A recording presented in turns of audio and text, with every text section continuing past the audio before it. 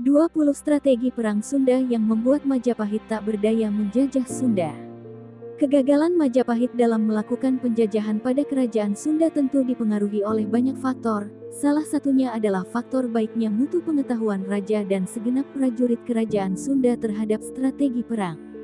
Strategi perang yang digunakan kerajaan Sunda pada akhirnya dapat menangkis gempuran dari Majapahit, baik gempuran yang berkaitan dengan operasi militer, intelijen ataupun gempuran dalam bentuk diplomasi yang dilancarkan Majapahit guna melemahkan kerajaan Sunda. Para Raton mencatat bahwa ketika Gajah Mada diangkat menjadi Mahapati Amangkubumi pada tahun 1334 Masehi, ia bersumpah akan menaklukkan Nusantara. Dan salah satu negeri di Nusantara yang bakal ditaklukannya adalah Sunda, namun sumpah itu belakangan tidak terlaksana, mengingat hingga kewafatannya pada tahun 1364 Masehi Gajah Mada belum dapat menaklukkan Sunda. Sebetulnya, ketika menjabat sebagai Mahapati Amangkubumi, Gajah Mada dengan segala daya dan upayanya, melakukan beberapa kali operasi militer ke kerajaan Sunda. Kidung Sunda mencatat bahwa Gajah Mada pernah memerintahkan tentara Majapahit yang dipimpin oleh dua orang panglima tempur bernama Les dan Baleteng untuk menyerbu Sunda, akan tetapi serbuan tersebut digagalkan oleh kerajaan Sunda.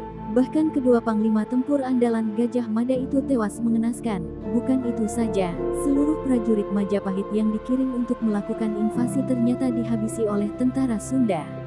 Kidung Sunda mencatat bahwa manakala Gajah Mada sudah tak sanggup menaklukkan Sunda dengan operasi militer, ia mencoba menaklukkan Sunda dengan jalan diplomasi dan taktik penyergapan pada raja dan putri Sunda yang datang ke Majapahit. Akan tetapi cara ini juga gagal, sebab raja dan putri Sunda serta segenap pengiringnya lebih memilih mati dalam medang pertempuran ketimbang harus mengaku takluk pada Majapahit.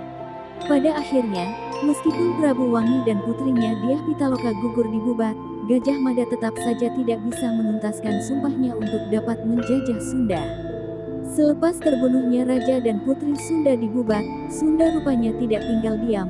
Tercatat ada beberapa serangan yang dilancarkan kerajaan Sunda pada Majapahit, sehingga menyebabkan beberapa daerah Majapahit luluh lantak. Hal ini dapat dipahami pada kandungan teks prasasti Horen yang ditemukan di Kediri. Strategi perang kerajaan Sunda.